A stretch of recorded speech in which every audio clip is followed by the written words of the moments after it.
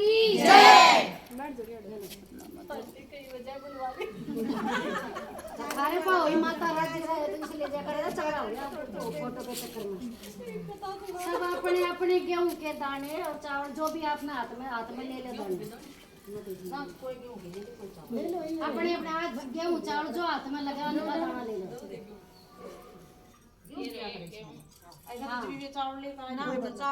उससे कुछ फर्क नहीं पड़ता, अनाज होना चाहिए, अनाज होना चाहिए, कोई भी नहीं बस ले कोई ना। एक साहूकार था, सुन लिया, एक साहूकार था जिसके 7 बेटे बहू थे और एक बेटी थी। सब कोई मिट्टी लेने गई थी। मिट्टी खोदते समय ननद के हाथ से शाहू का बच्चा मर गया।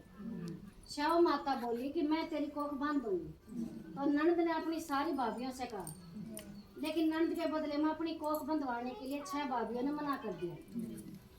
पर उनकी छोटी भाभी ने सोचा कि नहीं बंधवाएंगे तो सासू जी नाराज हो जाएंगी, तो छोटी भाभी ने अपनी कोख बंधवा ली।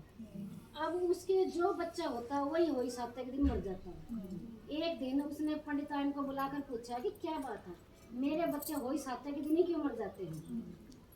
तब पंडिताइन बोली कि तू सुरभि गाय की सेवा किया कर। सुरभि गाय शाहू माता की सहेली है, वह तेरी कोख छोड़ देगी तभी तेरा बच्चा जिएगा। अब वह बहुत सुबह उठकर सुरभि गाय का सारा काम कर जाती। गौ माता बोली कि आजकल कौन मेरी इतनी सेवा करता है, मेरी बहुएं तो क्या करेंगी, वे तो लड़ाई करती रहती हैं। आज देखा जाए कि मेरा काम कौन करता है। गौ माता ने खूब सुबह उठकर देखा कि एक साहूकार के बेटे की बहू है जो सारा काम करके जाती है। गौ माता बोली कि तुझे किस चीज की इच्छा है और जो तू मेरा इतना काम करती है, मांग क्या मांगती है। तब साहूकार की बहू बोली कि मुझे वचन दो। गौ माता ने उसे वचन दिया। तब साहूकार की बहू बोली कि शाहू माता तुम्हारी सहेली है और शाहू माता के पास मेरी कोख बंधी हुई है, उनसे मेरी कोख छुड़वा दो।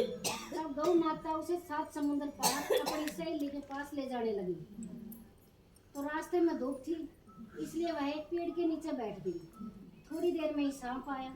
पेड़ पर गरुड़ पंखनी का बच्चा था जिसे वह डसने लगा। तो साहूकार की बहू ने सांप को मारकर डाल के नीचे फेंक दिया और बच्चे को बचा लिया। गरुड़ पंखनी आई और आकर साहूकार के बेटे को चोंच मारने लगी। तब साहूकारनी बोली कि मैंने तेरा बच्चा नहीं मारा, सांप तेरे बच्चे को मार रहा था, मैंने तो बचाया है इसे। तब गरुड़ पंखनी बोली मांग क्या मांगती है। वह बोली कि 7 समुद्र पार शाहू माता रहती है, हमें तो तुम उनके पास पहुंचा दो। गरुड़ पंखनी ने अपनी पीठ पर बैठाकर दोनों जनों को शाहू माता के पास पहुंचा दिया। शाहू माता बोली कि आ बहना, बहुत दिनों बाद आई।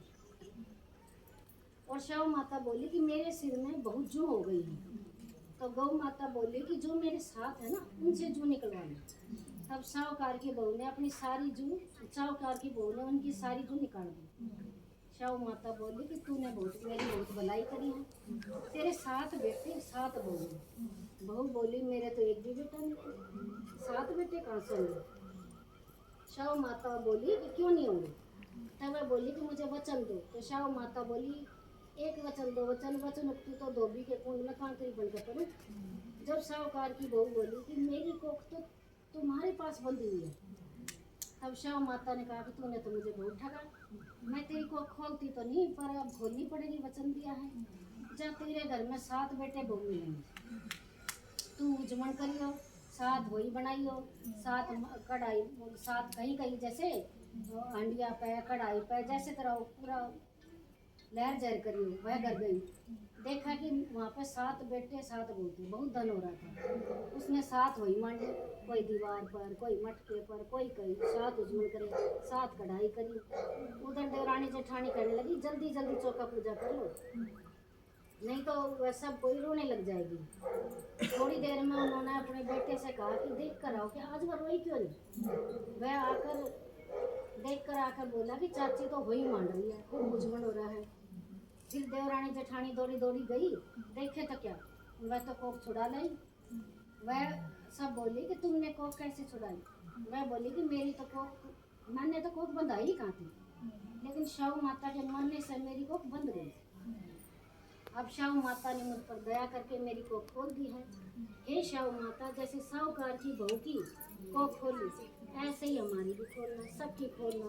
कहते सुनते कि उकारा बढ़ते की सारे परिवार की खोलना, सबका अपने ऐसे ही साथ बेटे साथ बहू सब कह के लहर गए। जय हो वही माता की जय। गणेश जी भगवान इधर आ जाओ।